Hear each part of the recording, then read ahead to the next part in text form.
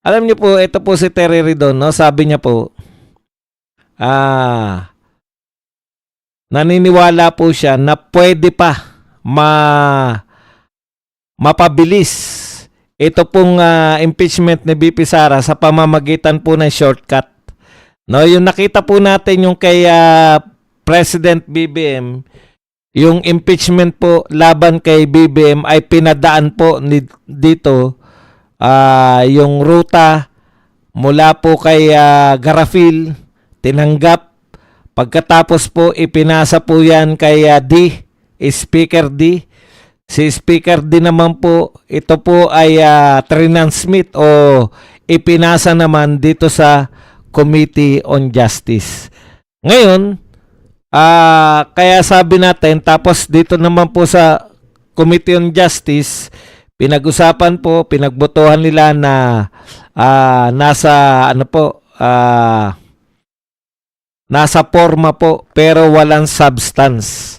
Okay, kaya ibig sabihin, binasura po ng Committee on Justice, ito pong impeachment complaint laban kay President BBM. Ngayon, ang katanungan po ay akala natin doon padadaanin sa ruta na yun, no? Kay Speaker D, tapos i-repair niya. Pero sabi po ni Ridon, pwede pong sa February 9 o sa Lunes ay pwede na pong ma-impeach si BP Sara sa pamamagitan po ng shortcut. Yan ka na naman, Ridon. Pa-shortcut ka na naman. Kaya kayo nadadali. Ito pong shortcut na to ay kukuha lang sila muli ng pirmang 106. Tapos pwede na lang i-transmit direkta sa Senado. May pag-asa pa po ba to? Ito po muna, no, yung kinakailangan po muna, paano po pwede yung shortcut na yan? Ito po yung mga kondisyon yan.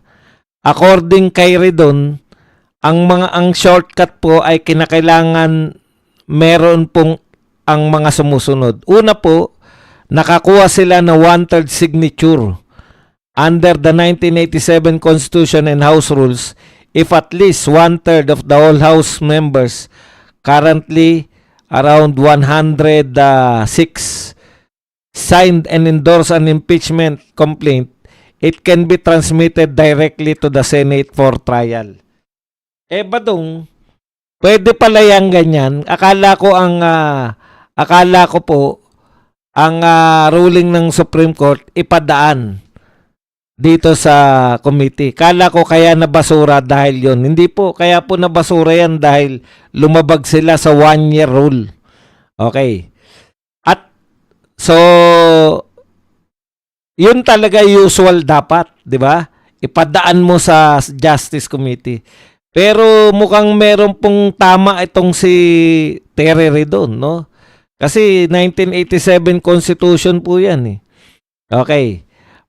Ang problema kasi nila last year, yung ika-4, yung number 4 na impeachment complaint, yung pinagbotohan nila. Ikalawang kinakailangan para magkaroon ng shortcut.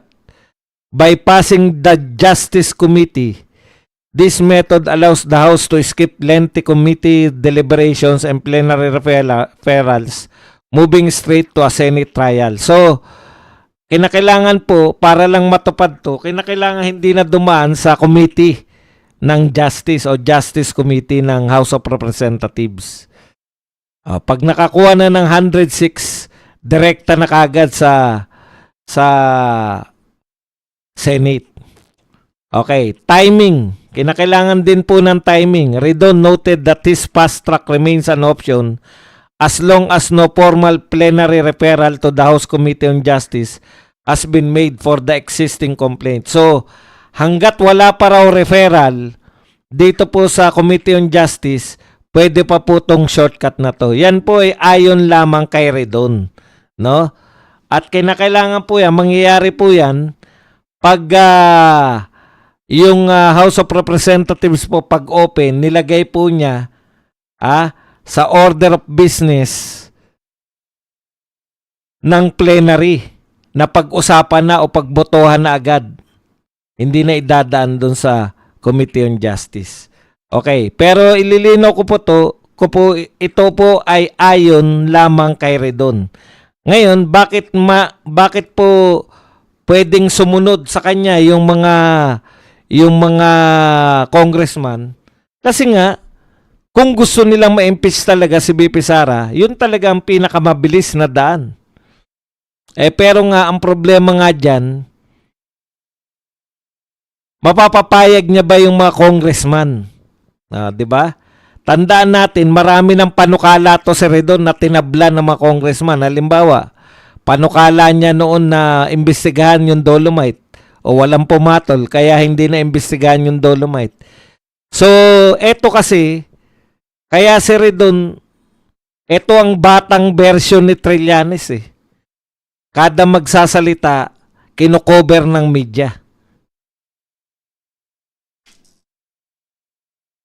Yan yung problema natin dito sa mga tao na to, no? Masyadong lapitin ng media. Yan din ang problema ng media. Kaya wala na naniniwala sa kanila kasi bawat sabihin ni Redon, bawat sabihin ni Trillanes, kino-cover nila, ibinabalita nila na parang katotohanan. Wala man lang nagre-recheck eh. Wala man lang kumukuha ng panig ni Speaker D.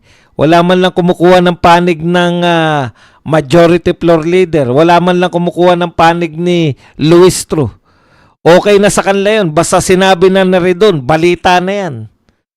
Alam niyo yung mga automatic, lahat ng mga naninira kay BP Sara, lahat ng sasabihin nila, ibabalita namin. Paano kung walang pumatol na congressman? Di mo kanta nga yung balita nyo. Di ba? Bago nyo ibalita, dapat kinokorek, inaano nyo muna. Tinatanong nyo muna yung mga ibang congressman kung pabor ba sila. Hindi. Once na ibalita na Redon, okay na yan. Goods na kagad yan. Wala nang tanong-tanong sa iba. Ganyang kalakas si Redon, ganyang kalakas si Trillanes sa media. O hindi pala si Redon at Trillanes ang malakas. Ang malakas, yung lahat ng anti-Duterte na mga tao ang lakas sa media. Di ba? Kung tutusin, ano ba si Redon? Ano ba papel ni Redon? Assistant Speaker ba man lang yan? O Deputy Speaker ba man lang si Redon? Hindi naman. Ano ba ang papel ni Trillanes? Walang papel sa gobyerno. Ano ba papel ni Llamas? Walang papel sa gobyerno. Bakit kino-cover sila lagi ng media? Kasi nga kilalang anti-Duterte sila. Yung media natin, kilalang anti-Duterte, kaya lahat na sabihin ng tatlong ugok na to, ibabalita nila kahit walang katorya-torya, kahit sila lang po ang nakaisip. In fact, siya lang po nakaisip niyan. Si Redon lang. Alam niyo po kung bakit? Kung hindi po matutupad yan, may isa pa pong shortcut si Redon. Ito po na-realize ko sa pag-aaral ng hilatsan ng pagmumukha ni Redon. Ang pinakamatinding shortcut ni Redon, yung kumbaga, diretso agad sa Senado, wala nang makakapigil. Sisinghutin ni Redon lahat ng mga impeachment complaint. Pag nasinghut ni Redon yan, diretso na sa Senado yan, wala nang pagdadaanan na botohan. Yan po. Yan po ang nakinikinita kong binabalak ni Redon eh. Tinitignan ko kung mga pagpumula na yung ilong niyan, sisinghutin ng mga... Isang singhot mo diretso na yan sa Senado.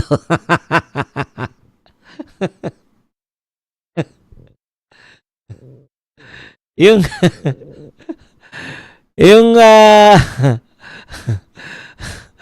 may taglay na kapangyarihan yung ilong ni Redon. Na pag nasinghot niya yan, diretso kagad, pag-uusapan kagad sa Senado. Yun ang pinaka-shortcut. Puta, singhutin ni Redon yan. Ewan ko lang kung hindi dumiretso yan sa mga palad ni Tuta Soto. O, pumapalag na po si Tito Soto, hindi daw, Tito Soto daw siya. Ah, Tito Soto daw, hindi daw Tuta Soto. Mas gusto ka namin tawaging Tuta Soto, mas bagay sa yun.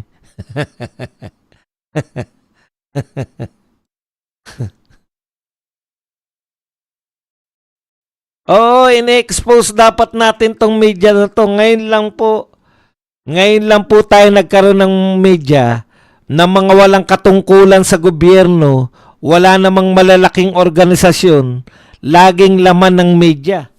Kada magsasalita, kada magbibiro, kada lahat ng gawin, binabalita nila. Kaya halatang halata kayo media eh.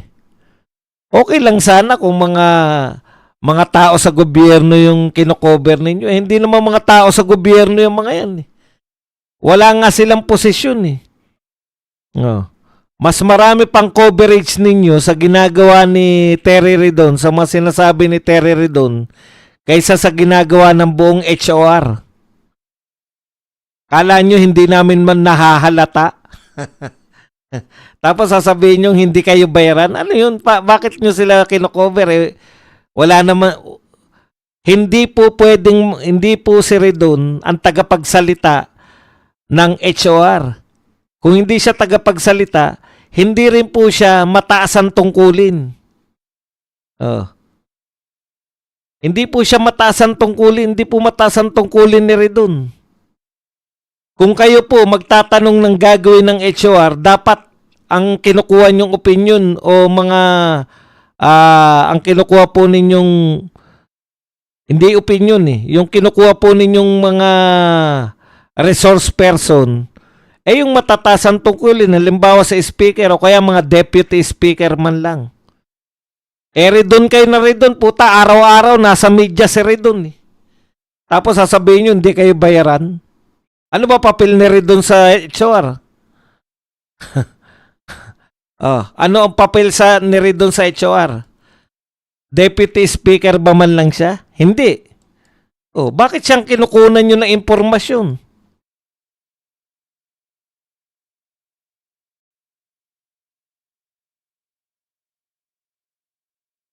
Si Trillanes at saka si Llamas, ano papel nila sa gobyerno? Wala, 'di ba? Bakit kinukuha nyo lagi yung kanilang mga sinasabi? Binabalita nyo kagad. Kasi bayaran kayong media. Yan ba naman pag-uusapan pa natin? Ipinahahalata nyo lang. Okay.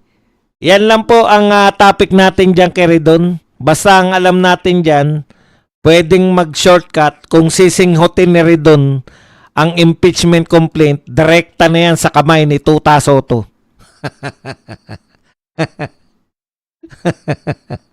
Okay.